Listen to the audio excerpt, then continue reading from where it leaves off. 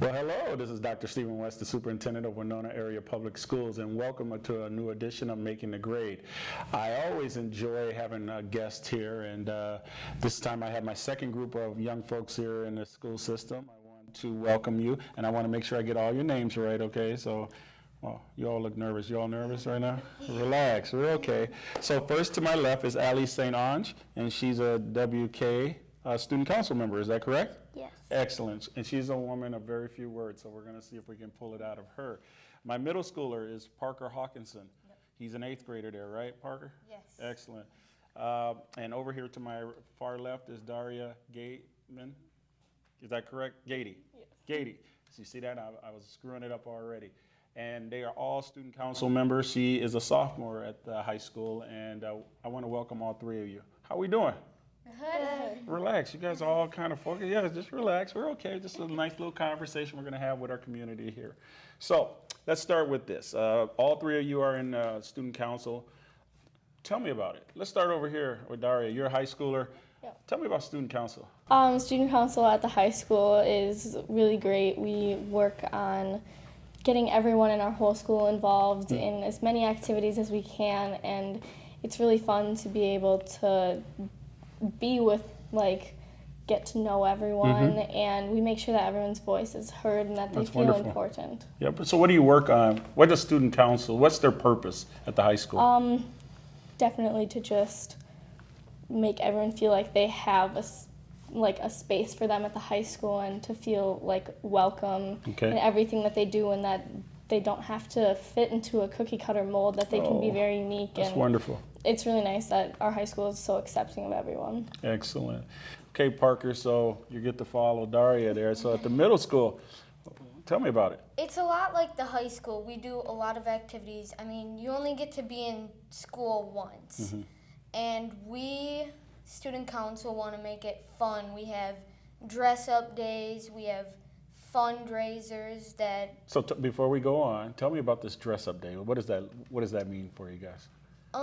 Well, some, on homecoming, we may have, Black and Orange Day. We always have a Windhawk Wednesday where we dress up in orange, and one class is drawn to where they get to pick a prize if they have black and orange wearing.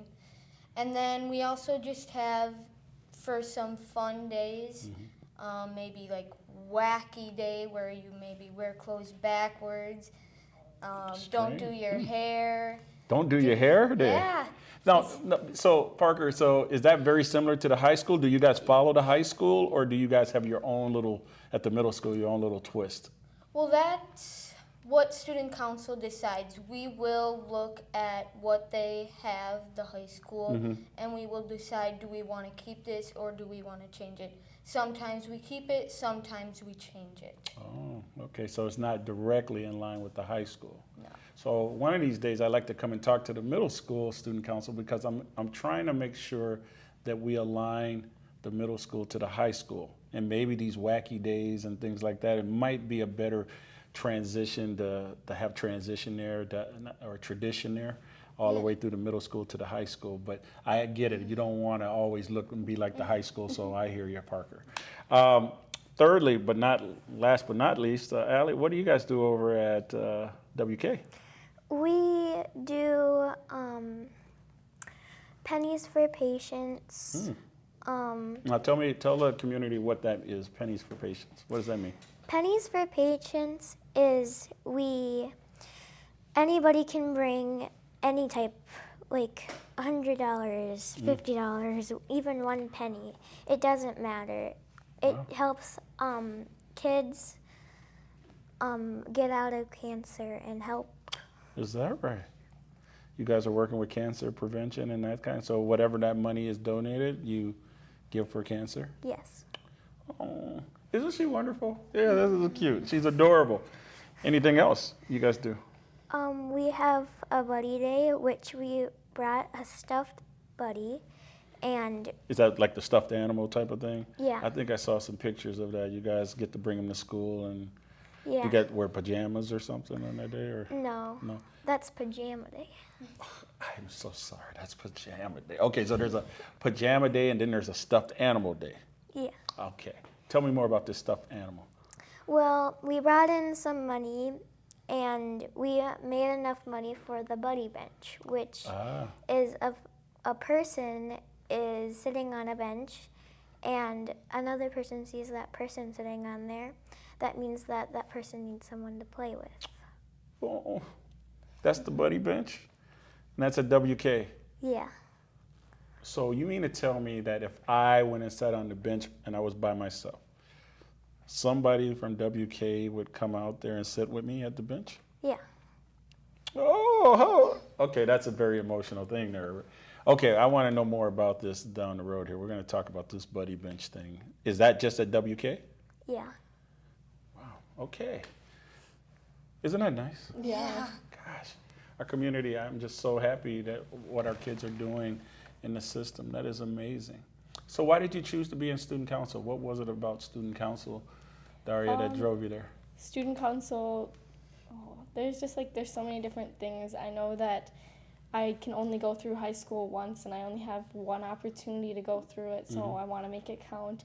And I didn't want to just sit back and see the things that could be changed like a little bit for the better. And so I really felt like it was important for me to get out and to be involved and be able to say that I was part of the change and that I could just help change the things that needed some help.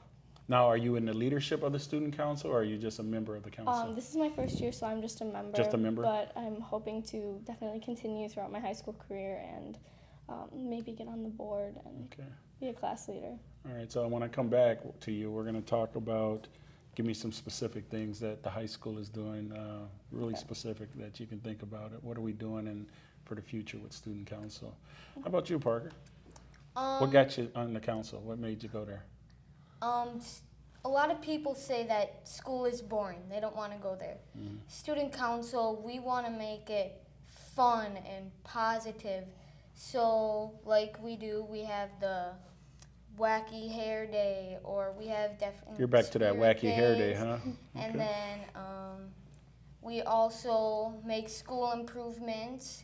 They come to talk to us, and we have actually talked to maintenance and the lunch ladies, and they have gave us some new samples of food, and we've said, yes, we like them, we should bring that onto our food aisle, or no. And for the maintenance, we've also had some issues, and those are getting fixed. So we just want to make the school a better place to where kids want to be at. You guys are pretty well-spoken individuals. What about you, young lady? Why did you decide you want to be on student council? Well, I've never been on student council before, so I decided to be in student council, but we had to vote first. And there was this top person who had almost just the tiniest bit more than me, but then we had to do another vote because these two people were tied. So I got in student council, and really what student council is about, making WK a better place. Well, that's wonderful. So, you're in student council. I hear all the fantastic. I got a buddy bench. I got wacky hair day. High school, just reaching out to folks and do a lot of community service, I assume, very similar to the National Honor Society and those type of things, I assume, Daria? We work very closely with National Honor Society. Okay. Whenever we when we did the 10 Days of Giving, we worked very closely with them. And then we also did our turkey dinner for the senior citizens, and maybe even like half of the people working at it were actually NHS members. So. All right, so there must be an end game to all three of you about your participation in the student council. What do you see this doing for you for your future? Why is student council so important to each one of you for what your next steps are. Do you know what your next steps are? As you're a sophomore in high school, Daria, what do you see student council, your representation on the student council, what do you see that doing for you in the future? Student council definitely helps to build the team building because there's so many of us, Okay. and you have to learn to work with everyone. And you also, it definitely helps to give you the confidence to speak to large groups of people. I Absolutely. mean, I had to speak in front of the whole middle school when I was on student council there at a pep rally, and that's a lot of people when you're looking out at a crowd, and it gives you the confidence to just go up to people and not be shy or timid at all. Right. So Okay. it definitely helps to kind of bring you out of your shell a little bit, which is, I mean, that's always useful in life. So Okay. How about you? Just like she said, we talk a lot in student council. A lot of people may be shy and don't really know when they come into student council that we talk a lot. And people trust you when you're in student council. They believe that you will carry on their problems or things that they want to change in the school. So you bring that on to student council and we will talk over that. And it's really just a lot of people build trust on you and they believe in you. They believe in you. Alec, how about you? Well, it helps me understand how to work as a team Okay. and how a community works, because when I was little, I didn't really understand how to work as a team because we were just in kindergarten and everybody was like, no, no, no, no, no. Yeah. So now that you're a big time fourth grader, you now know that I need to communicate, I need to work with other folks. Is that okay? When she was little, how awesome is that? So tell me about each of your student council advisors. Okay, each one of you have a student council advisor who oversees student council. And are they awesome? That's probably what you're going to say. Be careful on TV, but I assume they're pretty awesome and they get you involved in a lot of stuff. Daria? yes, we actually have a brand new student council advisor this year, and her name is Miss Everest. Okay. And this is her second year as an English teacher at our high school. And she really just spends so much of her free time devoted to student council and figuring out new things, whether it was getting supplies for stuff. And she's just really a down-to-earth, genuine person. And she's just so caring, and I feel like she would really just do anything for any of us if we needed it. Oh, that's wonderful. That's wonderful. Parker? I have Mrs. Mullen, and I probably wouldn't ask for any other advisor. She's just great. Is she the counselor? Yes, Yes. she is. And she's very flexible because she knows that we are in school and that other than student council, we also have extracurricular activities. Like, I was in jazz band and it was scheduled during jazz band and I was like, oh, well, I can't really be there. So she would change that for us. And she also helps us out a lot when we are struggling. Okay. Well, I'll tell Mrs. Mullen that. That's awesome. That's great. Who is your advisor? Miss Kosciusko. Oh, she happens to be the teacher of the year, right? Wow, you have the teacher of the year and you have her as your advisor. Okay. She was my teacher last year too. Oh, she was. So you know Mrs. Kosciusko, huh? Yeah. Pretty nice lady. Yeah, she's awesome. Yeah. And she really would help me with anything. Like last year I was struggling with math so much. She just took me out in the hallway with anything I was struggling with. She helped me with reading, and she's just a really awesome person. I enjoy you, Allie. You're a good one. We're going to bring you back one of these days in a few years and see how things have gone for you. All right, so I got one last question before we get done with this first segment here. So for student council, what is your next big project moving forward? Do you have a sense of what the next big project for student council will be? What about the high school first? The high school, we started something new actually very recently from the 10 Days of Giving. It was like a dodgeball fundraiser, like a dodgeball tournament. And You mean like dodgeball? Yep. It was teams of 5, and you were guaranteed 2 games, and I don't even know. I think we had a team of freshman boys that actually ended up winning, and it was just a lot of fun to even just go watch. And it was throughout the district, or is this like around the? This one was just at the high school, Okay. but we raised a lot of money for it for the 10 Days of Giving. Okay. And so we're hoping to continue doing those and almost call them like social nights, so we probably won't like charge for them. Right. And so it'll be games like kickball, dodgeball, like stuff like that, or we're hoping to do some skating on the lake once our winter finally shows up. So It feels like it's today. It looks Yeah. like it feels like the getting a winter's little showing up. chilly. Well, that's amazing dodgeball. Yep. Okay. What about you? Well, we were working hard, very hard on the 10 Days of Giving that we just finished. We ended up with about 2,700 pounds of food and then about $725 donated from our school. And we also had the 7th and 8th grade band concert was December 11th. So we extended it out one day, and the night of the band concert, people brought in about 100 pounds of food. And it was, even that little bit is such a big help to all of those people. And now Student Council will be working on the talent show, where kids can go up and show their talent, and we have judges, and there will be finals, and then we also have cash prizes. So if students feel like they want to show off their talent, Yep. they can go ahead. We have singing, band, and instrumental, and then dancing and other. Wow. Wow. How about over at WK, Allie? Any big projects in the future for you guys?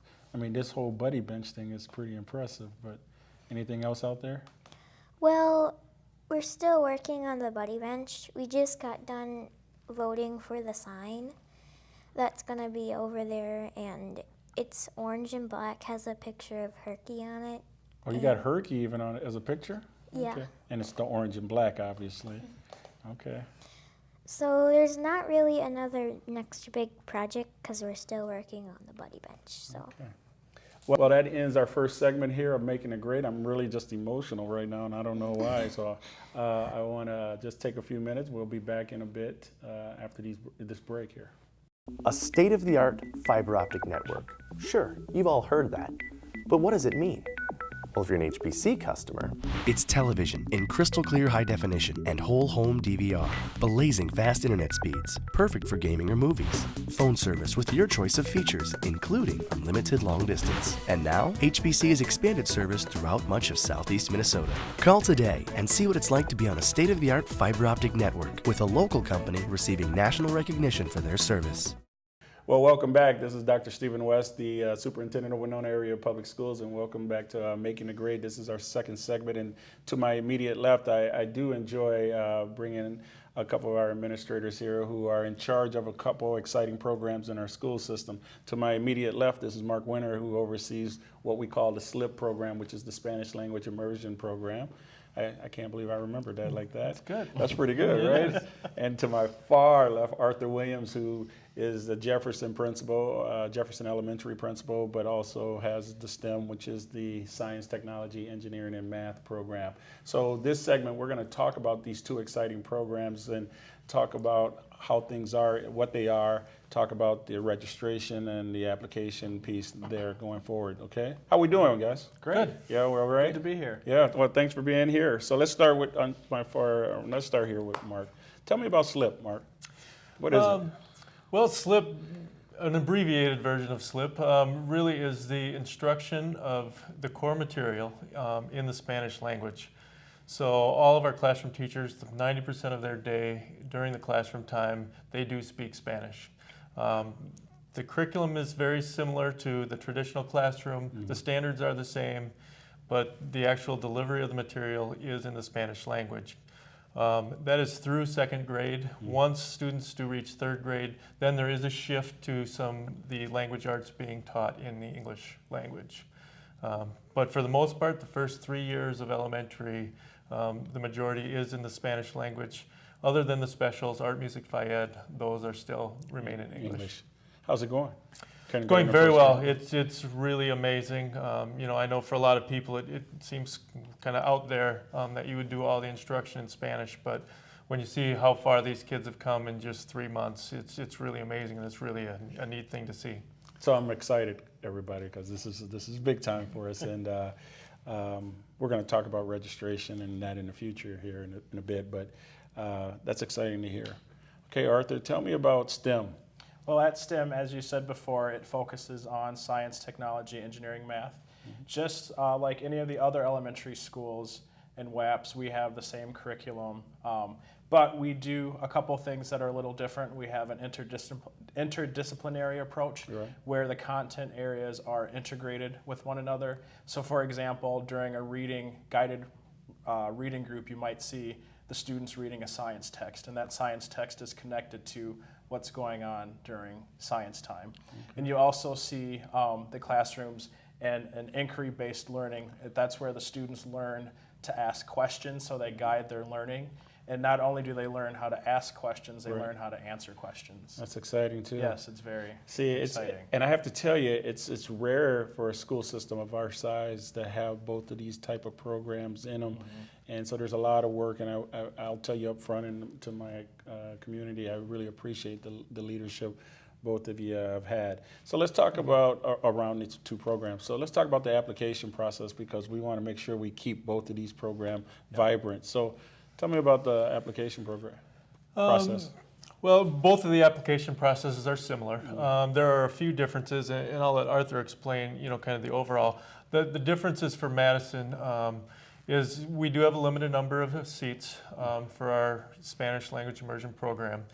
And all students who are interested do need to fill out an application. And if we get more students than we have number of seats, we do enter a lottery process. If you do happen to live in the Madison attendance area, that doesn't guarantee a spot into the SLIP program. You definitely will be included in the lottery, and if you're chosen, you definitely will be in. But if you're in the Madison attendance area, you will be guaranteed a spot in the building, just not necessarily the SLIP program. It may be in the traditional classroom. So we might hurt somebody's feelings sometimes with this lottery process. Fortunately, so far, everyone who's wanted in has gotten in, but I know we're already receiving phone calls. So there may be a waiting list this year. Absolutely, absolutely. And actually, that's a wonderful sign for us that we do have a waiting list. We're hopeful that we'll have a waiting list. That means people are interested in what we're trying to bring to our community. So again, that takes strong leadership to do that. Arthur, tell me about the registration for STEM. Well, the registration process will begin Monday, January 5th and continue through Friday, January 23rd. And at Jefferson, we are accepting applications for any families that have students entering grades kindergarten through 4th grade.